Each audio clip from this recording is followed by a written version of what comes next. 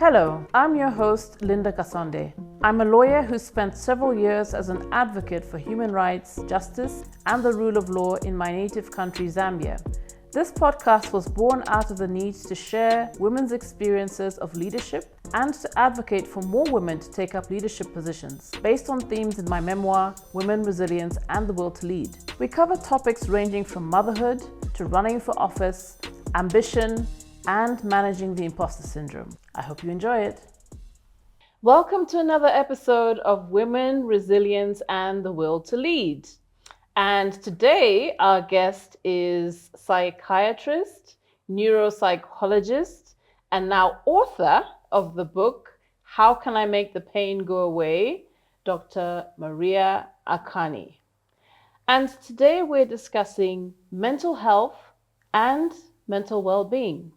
We're taking a short break. We'll be right back.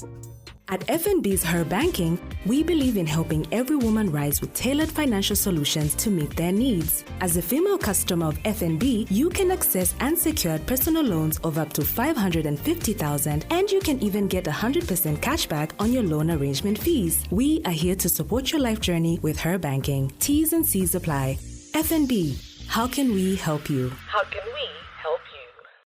Hello, Maria. How are you? I'm well, thank you. How are you? I am very well. I'm absolutely delighted to have you here today. I'm glad to be here. Great. So I think we're just going to go straight into it and ask the big question. Who is Dr. Maria Akani? It's always an interesting question when people ask, because I'm always wondering which angle do they want to know more about. So now I'm an author, so that's that's something easy. I am a wife. I am a mother. I love life. I love people. And one of the most important things for me is being able to build relationships that are positive, that are beneficial, mutually beneficial. So beneficial to me and beneficial to others as well. And I also enjoy a lot of progressive projects. So progressive in terms of personal development, maybe helping a community to develop as well, and just looking at different positive things I could do around me, whether it's among my friends, my relatives, or just my nearest community. Great. So you're all about the good vibes. I like it. Fantastic. Yes, I think I am. Great. So I'm curious. Amongst your qualifications, you're not only a medical doctor, you are also a psychiatrist. You specialize in psychiatry. And interestingly enough, you've also specialized in neuropsychology. Yes. So, first of all, explain the difference between psychiatry and psychology. And then maybe you can tell us why you decided to do both. Okay, so a psychologist is not a medical doctor. A psychologist is somebody who has studied psychology, and then they go and specialize in what we call non-medical interventions. So when you're doing psychotherapy, for example, it's talk therapy. Sometimes psychologists will use tools like screening tools where you talk to somebody. Basically, it's a lot of assessments that have to do with talking, observing behavior, and so on. A medical doctor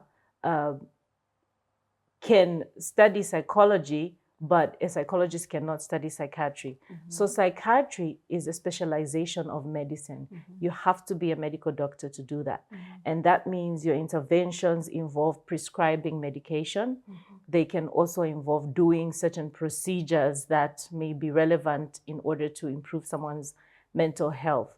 So I guess that's the difference. And I didn't ultimately start off to be a psychologist. I started off trying to be a doctor and not even knowing that I would end up in mental health, because I didn't know about mental health. It was not a thing. Nobody used those terms, and there were just social things that happen, you know.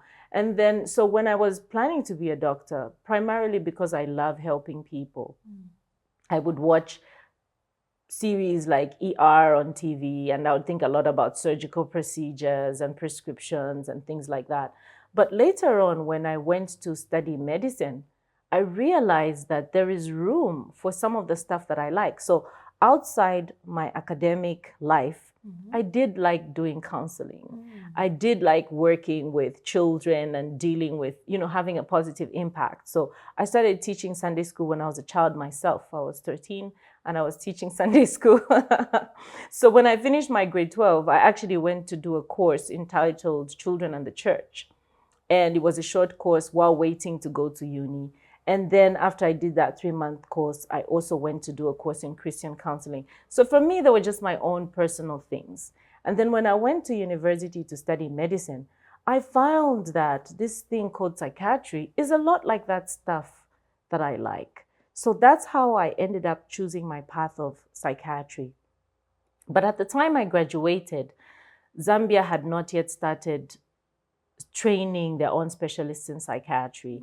There was an opportunity for me to do clinical neuropsychology, and it was a sponsorship that was available. So I applied for it and got it, and I thought, look, it's still in the same line. It's something that will benefit me. Let me just do it. And once I was done with that, thankfully, Zambia started training psychiatrists, and that's how I ended up getting into that program as well. Brilliant. For all you lawyers out there, these are the learned people. So you seem to have done a lot in your life. You do a lot of faith-based work. You are involved in the community, as well as your more professional side. You run a practice called Renaissance, which is becoming one of the leading mental health practices in Zambia. And you're also a wife, a mother, and all-round member of the community.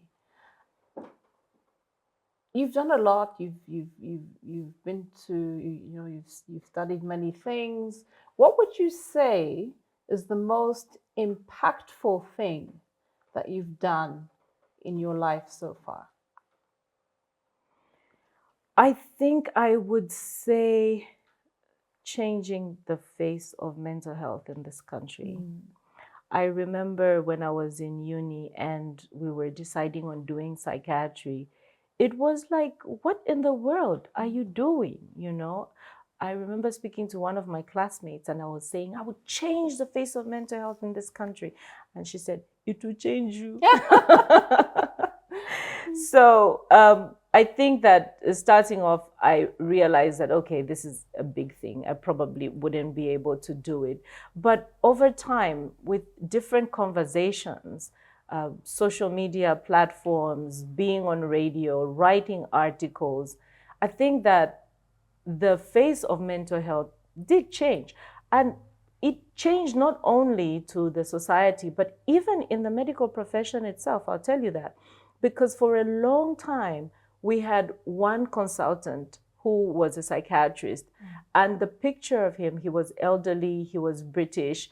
He was not someone you could connect to as a regular Zambian, okay?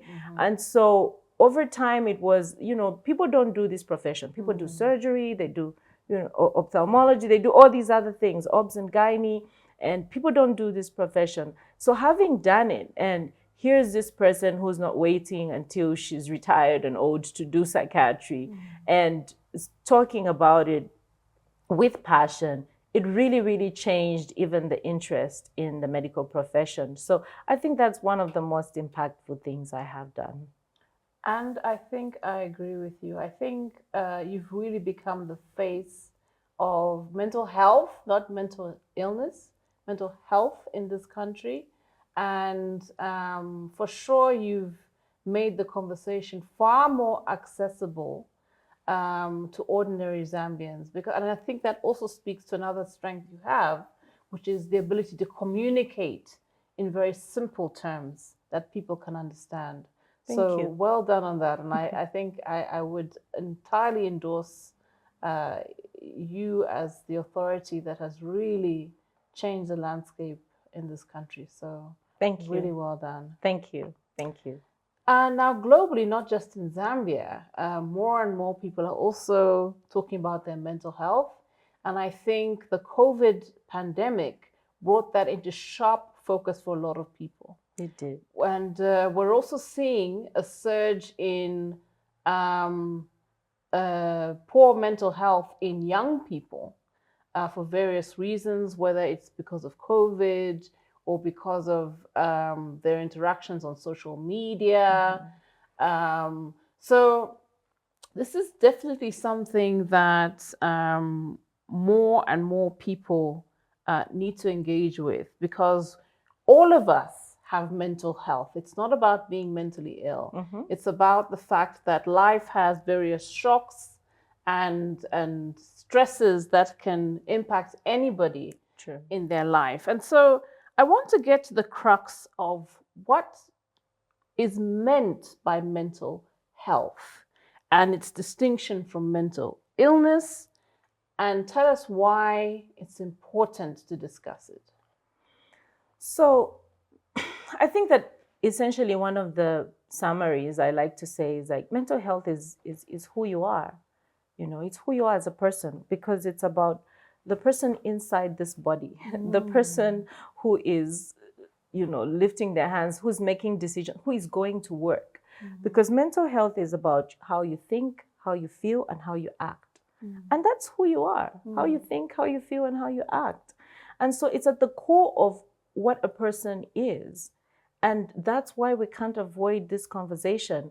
I am really sad that we didn't have this conversation much sooner, like in the world over, because it's not just in Zambia. Mental health is something that the world is recognizing. I think WHO has been blamed for not having foreseen the kind of problems that we're having today. So when you think about it, that is the essence of life itself. How a person feels, how a person thinks, and how they act. It's how they become productive. It's how they relate to people and connect. It's how they contribute to society. It's how they enjoy the world. Because a person may be productive and can contribute to society, but if they're not able to enjoy the world, it also affects their mental health. And so the illness comes in when any of these functions are compromised. How a person is thinking. If a person has a problem with their concentration, their ability to apply themselves to day-to-day tasks, to make decisions, to conceptualize the world. It's about how the person is feeling. If a person primarily has feelings of sadness, then we have depression. If they have feelings of fear and anxiety, then they have anxiety disorders. If they have feelings of overexcitement, then they may have mania. And if they have no feelings, they may experience what we call anhedonia and all those things. It may be a symptom of another condition like schizophrenia, because in life, you should have feelings about different things, okay? And then also how a person acts.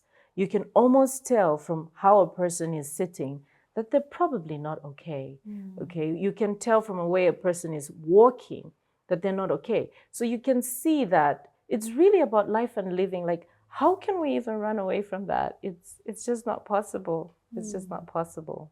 Absolutely. And I'd like to zero in on some work you did for the Law Association of Zambia.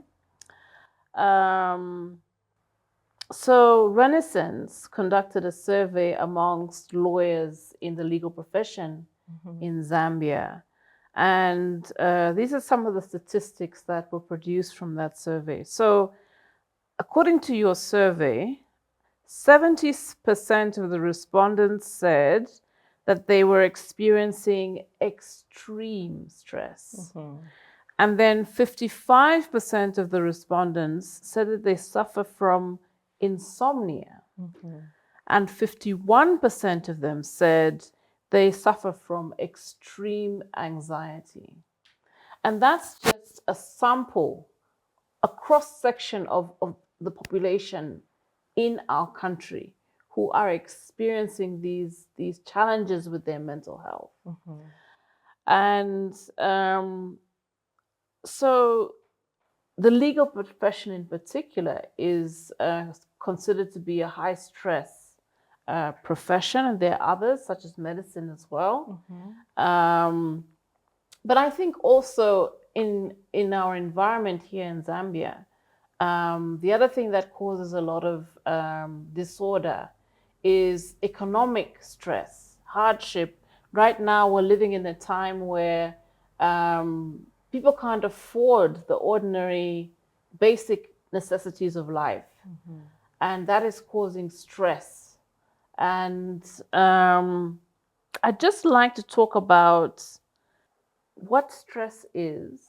And in my book, I also talk specifically about a type of stress, which is burnout, which people can experience through work in particular. But tell us about stress and burnout. What are they? And what can we do about them? So when we talk about stress, it's a time when the conditions around you are demanding all your internal resources and sometimes even your external resources all at once. So normally in life, your resources are demanded of either, like right now, you have to pay attention to me. So some of your resources are being used.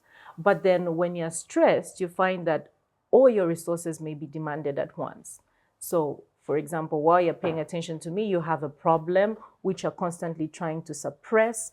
And because you've had a problem for some time, you may not have been eating. So your body is also undergoing a lot of balance that is trying to keep the glucose and so on. And because you have been alert and haven't been sleeping, you're struggling with concentration. But then apart from that, you may also have demands on your finances, your relationships may be strained. So it's requiring you to do something all at once. And sometimes it may be because the stresses, like the demands, are coming from different places. So they are depleting your resources at once. If you've been saving 1,000 and then all of a sudden you're hit with an illness and it's past your medical bills, it stresses you. But then afterwards you learn, I need to save. Maybe I need some insurance. Maybe so, or if you have one best friend and you don't get along, you have a very big difference, you realize, oh, I think I should have, made some more friends rather than this. So it makes you think about some of the adjustments that you need to make. But then if the stress is for a long time or very intense, you cannot recover. So the body goes through a lot of stress. You start experiencing bodily fatigue. And I think you shared some of that in your book.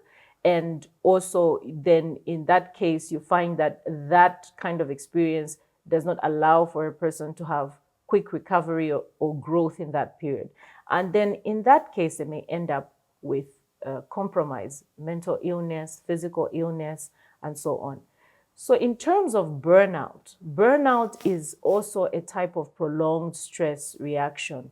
And then with the normal stress, a person may be irritable, they may be angry, and so on. With burnout, they become apathetic. It's like they lose their response stimulus, because it's like when you scare someone for so long, they stop being scared. Now something scary comes and you see people in war-torn zones and you see children playing outside while there was a bomb blast just yesterday. But the first day it happened, they never got out to play. They were just inside because it was a very stressful situation. But over time, there's been so much stress that they can't react. So they see somebody, waving a gun and it's not giving the normal response, which is running away and so on. So there's that malfunction that comes from chronic stress. And you talked about, let's first talk about ordinary stress. There are the stresses of life that we've mentioned, economic hardship. Maybe there are so many demands on you from your family, your extended family. Those little stresses that happen in day-to-day life. In Zambia, you tend to find a lot of Zambians resort to unhealthy ways of coping with the stress.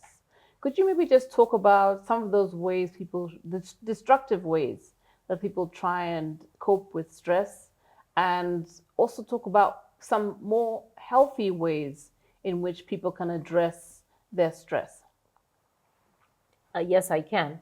So in terms of unhealthy ways, I think the common one is the drinking, the binge drinking, which compromises not only the physical health, but the mental health as well of a person. I think the other thing you see is people getting into aggression. So irritability and aggression, therefore compromising a lot of relationships around.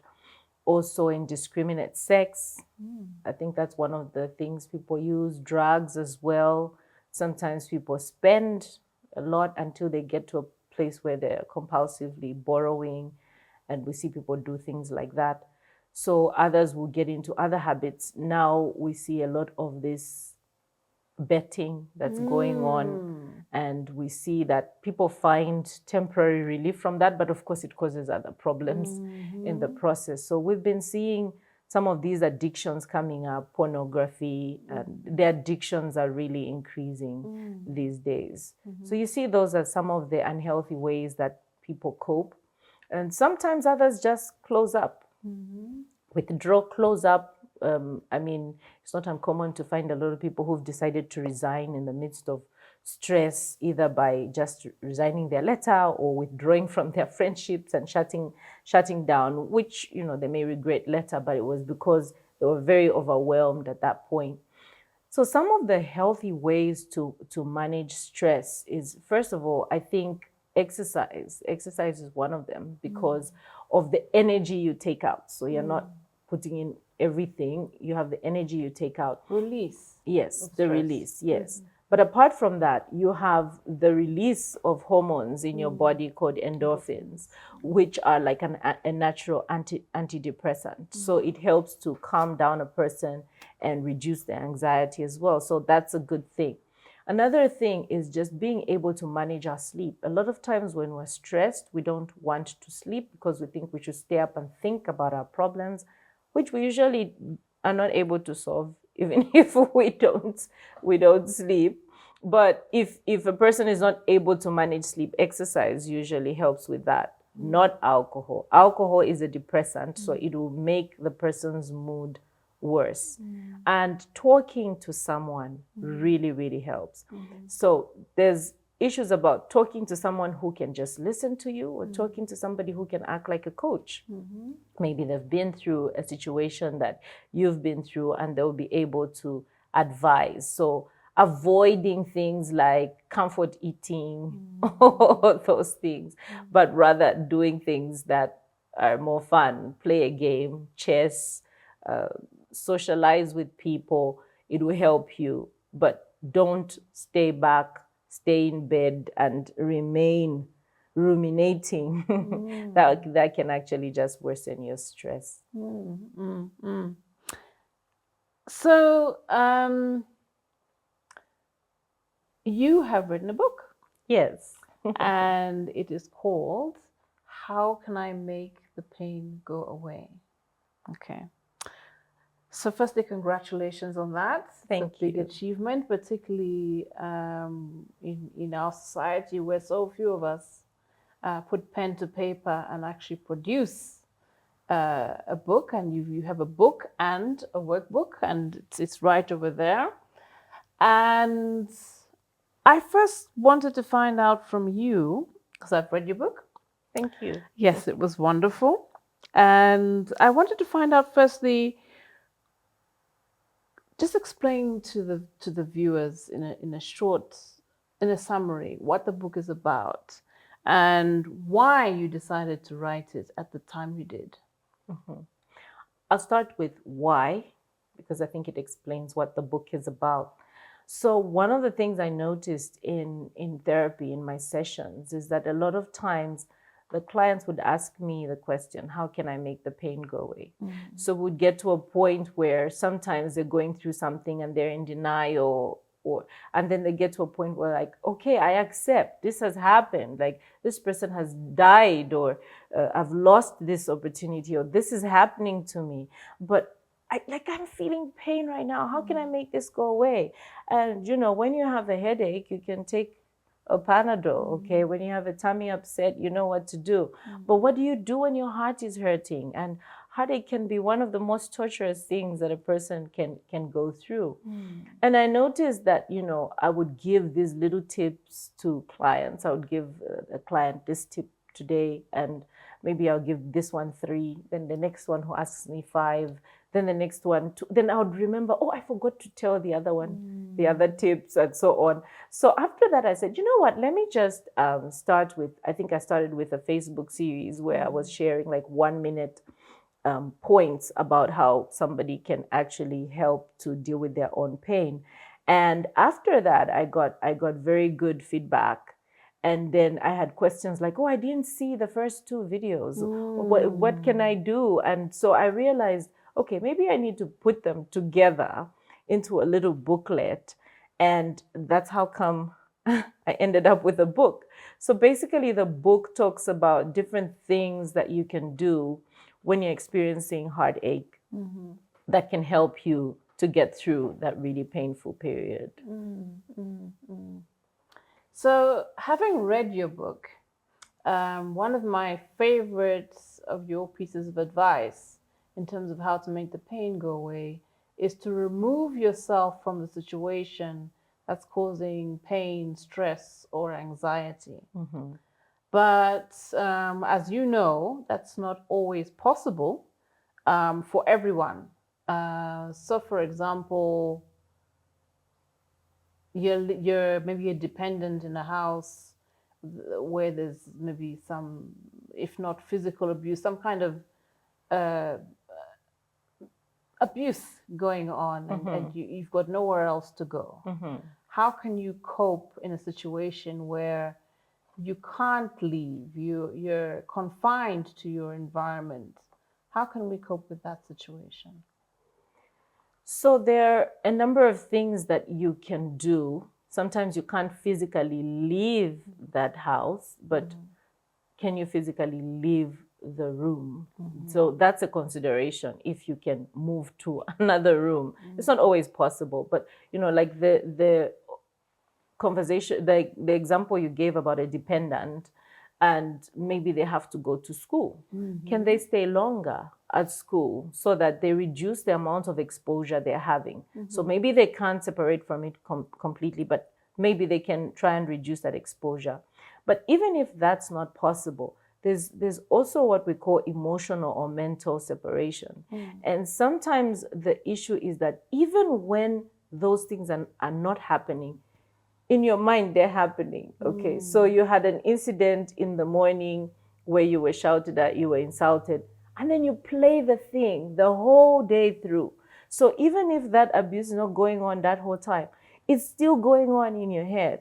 So trying to learn to switch off your brain, it's not always easy, but interrupting your thoughts. Sometimes it's by reading things, by getting yourself busy. Sometimes you may not be able to be away completely, but being able to interrupt the thoughts, being able to make sure that it's in your head, you have separated from the situation helps. Actually, that's essentially what happens when people have a psychotic break. Yes. So you're saying it's for self-preservation? It is for self-preservation, because then the stress is too much for so long. So somebody goes to an alternative reality where the brain can rest and relax and think about things that are not real. So fantasy is a nice way to cope with stress.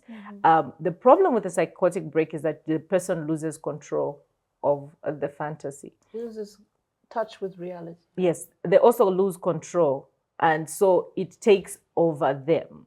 So if you can find a way of being able to break away from whatever it is all the time, and giving yourself a break, you find that a lot of children who've gone through a lot of trauma are very imaginative, because that's a space they can dwell. That's a space they can go to and they will not be interrupted. So imagination and fantasy are actually a good thing that can help you to cope with stress. And sometimes it's really about emotional separation as well, And when I talk about some of these things, I talk about how sometimes a person has physically separated from the space, but then you are emotionally connected to them. So you find yourself continually following them on social media. What are they doing? Then you see what are they up to. You read the messages over and over again, and they're just torturing you and so on. It's just so being able to also cut off that and separate yourself from that can also help you to reduce your pain. So we've talked about how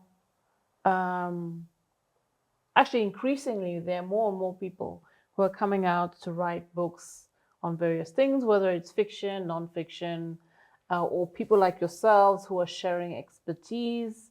What would you say to people who are maybe like you at the point at which you think you've got something to say and want to share? How would you encourage them to do it? I think it's important for our society to do this. First of all, I want to commend you for writing that book. Thank you. I was reading the book and it really felt like it's a Zambian version of Lean, and we need that. And I think that that's exactly what we need. We have too many books that are out there, westernized, you can't relate to them, or they just make you feel like things are unattainable, okay? So having more of our own indigenous stories is wonderful. Books written by our own indigenous writers. I absolutely believe that representation matters. So thank you for doing that. Well done. I absolutely loved your story. And yes, after I read your book, I posted on my social media that, my admiration for you just quadrupled. Oh, thanks. Thanks a lot. Yeah. So I think that one of the most important things is to just do it. So sometimes people think about, I don't have money yet, but to publish or whatever, but just do it. You might be able to find a sponsor at some point. You might be able to start slow. You can start with a short story. You can start with poems. You can start publishing slowly. And nowadays there's self-publishing. There's so much you can do with all these platforms that are there, but just start. Recently, I spoke to a woman who came up to me and she said, I've been wanting to write a book. And I wanted to find out how you did it because I just think that it's really hard. I said, no, just start writing and don't worry about the order. You can always do it properly later. But the most important thing is to get the ideas out and put them there and then you arrange them. And she was so surprised because she had met an author who told her, oh, it's very difficult. It's very difficult, even to publish. And I was so disappointed. Like, why would an author do that? Don't you want to encourage others, So, no, I think we need a lot of this content. We need a lot of relevant things that we can relate to here. A girl from Shangombo should be able to see and identify that this is a person from my country. This is a person from my village. This is a person who is my tribe and feel that they can do something because of that. I want to go a little bit further and say, I think that the music scenario in Zambia really changed when people realized that, for example, you can rap in Bemba, you can rap in Nyanja. It's so amazing to see kids who've never been to school, and then they're out there rapping and singing and, so you start realizing that, oh, I don't have to learn English to use my talent. I don't have to be someone else. I don't have to have gone to so many different places or grown up in this place to be an actor. All this Zambezi magic is really, really changing our world. So yes, just start. That's what I would say. Just start. Absolutely, absolutely. I totally endorse the fact that representation matters. And earlier on, we were talking about your own cultural heritage. The village that you come from is actually named after, well, your family name is the name of the village. Yes, it is. And you were talking about going there and contributing to where you've come from. Tell us about why that's important. Tell us about your background there. So I think that one of the things that encouraged me to think, so having grown up, I grew up on the Copper Belt. I'm actually from Eastern Province and I grew up on the Copper Belt. So I lived there almost all my life until I went to university. But I think after becoming an adult and interacting with different people and reaching a point where you find yourself, for example, trying to look for farmland. And then I found myself going to ask for farmland in a certain chiefdom. Then I said, why am I doing this? I have my own village where I come from.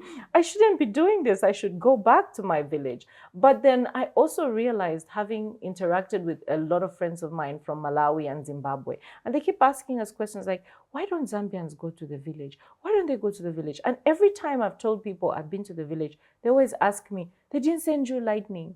or they did, like, it's, your village is safe, your village is okay. So this superstition is killing us, because in a lot of these, like I said, Zimbabwe, Malawi, you find that people are going back, they're setting up boreholes, proper houses, and it's the locals. And then instead, now what we have is, some embassy coming in to go to those villages, which are ours, with our relatives, and setting up those things. Like, really, we should be investing in those places. And we understand the problems. I think that's part of the reason why some of these solutions are not sustainable, because they come from people who've never lived among us. And then they, see the problem. But we have known these people. It's easier for us to find indigenous solutions and know exactly how to help in a way that will be more sustainable to our communities. I totally endorse that as well, because when I was growing up, we did actually go to the village. A lot of people are surprised. Oh, you've been to your village? Yes, I've been to my village. And my uncle had put up a lot of infrastructure in our village. And it's something that is so true. I mean, I've traveled extensively, particularly in Southern Africa, but also further afield. And people's connection to the land is very strong, more so in other countries, even in urbanized communities. Kenya is a very good example. They go to the shamba every weekend. That's just part of what they do. Wow. And I don't know why it's not ingrained in us. It's very strange. I asked my mother. She mentioned something about how I think it was something to do with independence, that the reversal message didn't come. Like when it was initially moved from the villages, come and take up jobs, go to school, come and do this, and so on. And then after that happened, there was no reversal message. So people were sort of leaving the village as a development. You go to town, then you're developing. So that's the perspective people have, that if you move from the village and move to town, then you have developed. And the reversal message didn't happen. I don't know if that's true, but I mean, I've been doing my own one-on-one messages to everyone I know, like, you go back to your village, do something there. Yeah. I love it. So, I've seen you flourish in your chosen field of mental health practice, and particularly I've followed your journey on social media. I also followed your journey in terms of writing your book. You were posting that, counting down until it was released, and I was very much inspired because I was already on my own journey. But you find often in our society here in Zambia, people saying things like, she likes social media too much. Meaning almost that you need to shrink to be acceptable by society, or so that you don't stand out from other people in society. So how do you handle such self-limiting beliefs in your work and in your life? I think that growing up, I didn't think of myself as a leader, and I found myself in leadership positions in many, many different places. Not because I decided to be a leader, but because there was just nobody. Like, you want to do this, and there's just nobody. One of the reasons why we started doing the mental health conference, which has now become the National Mental Health Conference, was because there was nobody. We have very few mental health professionals. And then we can't just be in our corners. I thought it would be important for us to get together and do this. And so I take my leadership very seriously. I take the opportunity to be able to give somebody some knowledge, some opportunity very seriously. That's one of the reasons why I documented my writing journey, because so many people think about writing books and they just can't see, how does it happen? How does it? So I just wanted it to be, authentic. This is what I'm going through. This is hard for me. This is where I'm at. And people can see that, this is how to get there if you can. If I don't get there, this is how to try, So I take it very seriously. And one of the things I appreciate about social media, it's one of the low-cost ways of reaching a lot of people at once. And I'm actually in the process of starting a mentorship program because I've had so many people write to me, inbox me, oh, I'm a mental health activist, I'd like you to mentor me. I want to do psychiatry, I'd like to mentor me. I just don't have the time. But if I'm able to use those platforms, I can reach a lot of people at once.